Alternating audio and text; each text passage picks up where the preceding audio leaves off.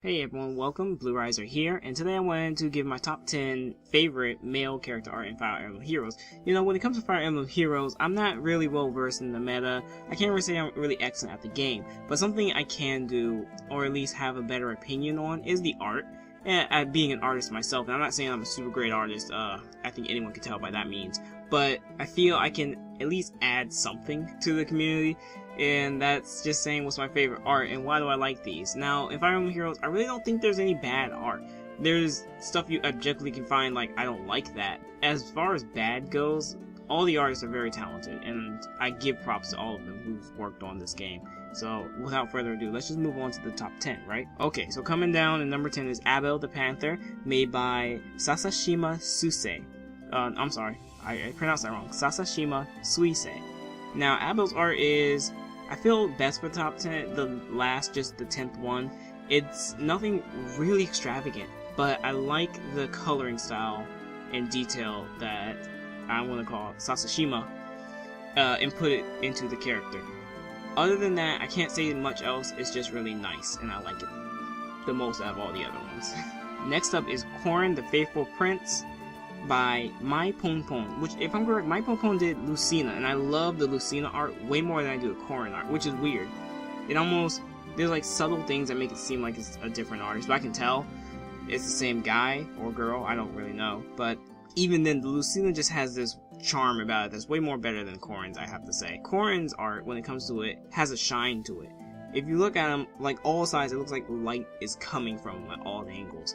It's really cool, and when you have it paired with like a black screen or something dark, it looks really amazing. He shines and he sticks out like a protagonist. I really like that about it. Next up is Hector, the General of Ostia by Akira. I'm not sure if he had a last name, but it's just Akira for now. Now, Hector's is special to me. I like it because of how bold it is. It really bold art. He's not shiny like all the other characters.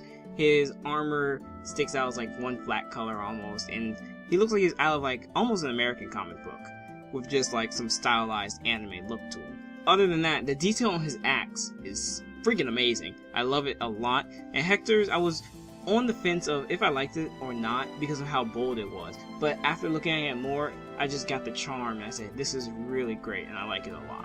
Next up, Jacob, Devoted Servant by Fujisaka Kimihiko. So, Fujisaka Kimihiko. Now, I love the detail on his silver hair. It's amazing. Easily they could have gone the easy route and made it like silver with some tones of gray, but there's so many shades and highlights all around the hair. It's absolutely perfect and amazing, especially when the special animation comes around. You can see the shade of purple, or is that pink, coming around and shining through their hair. Again, the special animation, I like it a lot. When the dagger turns into this light, like, attack, and then beams of light are coming towards and you see the sparkles. I think it's really nicely detailed. I love it a lot. Also, I think Jacob is one of the few ones that you can see blood spilling on their injured one. So that's also a cool detail. Next up we have Narcian, the Wyvern General by Yamada Kotaro. Now, Narcian's my favorite, not because of the art per se, but because of how the artist translates his personality. And when he's in his losing position, I think that's the best part about it. You can look at his face and you can tell, oh, this is what he's like in this moment. Even his attack animation, or I should say special animation, has a bit of his, like, craziness to it. So Narcian definitely goes up there, only because the artist did so well portraying his emotion and his character in only 4 simple images. It's perfectly done, and that's the reason I like Narcian's. Next up is Leo, Sorceress Prince by Hino Shinosuke. Now, Leo's is kind of special. His is bold. His character outline is bold, but everything else inside of it aren't bold lines. Unlike Hector, who uses bold lines all the way through and through, Leo is only bold on the outside of his body. So then, after that, you have to look on the inside. You see his bold outline, and then you start looking in the inner details of his body, his armor, everything, like the reflection of his armor, especially when he's using his special attack. It really invokes the magic that you see there with the transparent shade of purple in behind, the darker purple there in the foreground of the magic, and then the lighter shade of purple there. Leo's in this case, I like it a lot because of how the bold lines attract me inside and make me look at everything else detailed on Leo. Good job, Hino. Next up is Marth Arthenian Prince by Wada Sachiko. What I really like about Marth, and it's because it has the movie as well. Marth's is animated. in many ways. When you look at his cape in any of his images, you can see how the cape moves, the motion of the cape, how it flows. That's really special about this image, or I should say this character art from Marth. Even his hair has motion to it. Everything about this Marth says motion, moving, animated, and to life. And that's why I like this one, so great job, Wada. Next we move on to Laszlo. Now Laszlo, like I said in the previous one, Marth has motion to it. Laszlo is always in motion, except for his standing art, but even then he's walking towards you. You can kind of see how he's moving. But in his attack and his damage, his body, his full body is never in frame. And they're both very long shots as compared to everyone else's, who's kind of more vertical. All his are horizontal in nature. And it makes it look like he's moving throughout all of the screen. So he comes from one side to the other. And Laszlo's motion is really what draws me in. Sorry, I forgot to mention that Laszlo is also drawn by Suikane Kumiko. So good job, Kumiko. Now, number 2. This one would have beat out number 1 only because at first I really didn't like his art. I hated it, actually. But Rai.